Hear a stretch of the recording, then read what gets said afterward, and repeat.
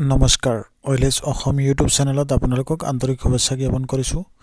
মৰমৰ প্ৰিয় বন্ধু বান্ধৱীসকল, আজি আপোনালোকৰ কাৰণে মিছন বসুন্ধৰাৰ এটা গুৰুত্বপূৰ্ণ ভিডিঅ' লৈ আহিছোঁ।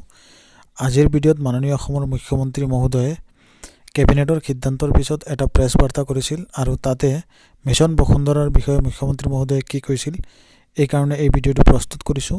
আহক মুখ্যমন্ত্ৰী মহোদয়ৰ প্ৰেছ বাৰ্তাটো শুনো। মিছন বসুন্ধৰাৰ বিষয়ে মুখ্যমন্ত্ৰী মহোদয়ে কি কৈছিল। যে আমাৰ মিছন বসুন্ধৰাৰ শেষ সময়ৰেখা তিনিৰ সময়ৰেখাটো হৈছে 31 ডিচেম্বৰ। কিন্তু আমি এটা কথা বিভিন্ন জনৰ পৰা এটা আপত্তি পাইছিলোঁ যে যিখিনি নামঘৰ, মন্দিৰ বা ক্লাব বা এডুকেশ্যনেল ইনষ্টিটিউশ্যনে বসুন্ধৰা 3ত মাটি ল'ব খোজে, তেওঁলোকে প্ৰথমতে পঞ্জীয়নভুক্ত হ'ব লাগিব।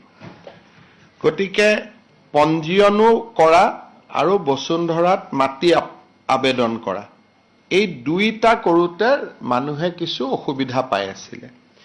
গতিকে আজি আমি কেবিনেটত এটা সিদ্ধান্ত গ্ৰহণ কৰিছোঁ যে বসুন্ধৰাত আবেদন কৰিবৰ কাৰণে পঞ্জীয়নৰ প্ৰয়োজন নহ'ব, কিন্তু যেতিয়া তেওঁলোকক মাটি দিয়া হ'ব, মাটিটো লোৱাৰ আগতে অৰ্থাৎ সেটেলমেণ্ট অৰ্ডাৰটো হোৱাৰ আগতে তেওঁলোকে পঞ্জীয়নভুক্ত নিজকে কৰি ল'ব লাগিব।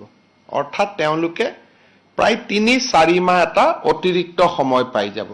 প্ৰথম আবেদন হয়, আবেদনৰ পিছত আবেদন পৰীক্ষা হয়, ভূমি উপদেষ্টা সমিতি বহে আৰু ভূমি উপদেষ্টা সমিতিয়ে সেই অনুষ্ঠানটোক অফাৰ অফ সেটেলমেণ্ট দিয়ে।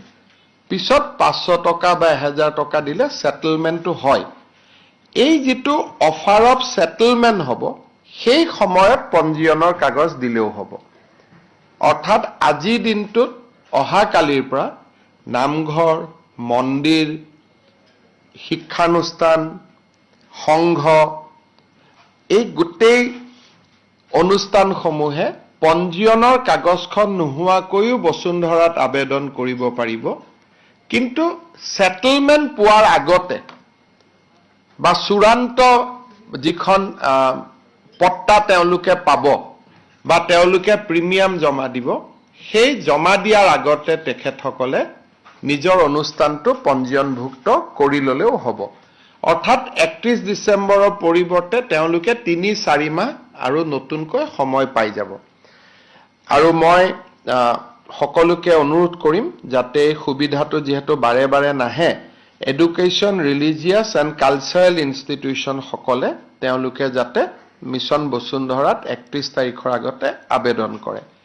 আৰু ইতিমধ্যে মই আপোনালোকক কোৱা মতে মিছন বসুন্ধৰা 3টো ৰাইজৰ এক উৎসাহ উদ্দীপনা দেখা পোৱা গৈছে আৰু মিছন বসুন্ধৰাত আবেদনে প্ৰায় 1 লাখ আজিৰ দিনটোত স্পৰ্শ কৰিব আৰু 31 তাৰিখলৈকে যথেষ্ট বাঢ়ি বাঢ়ি গৈ থাকিব।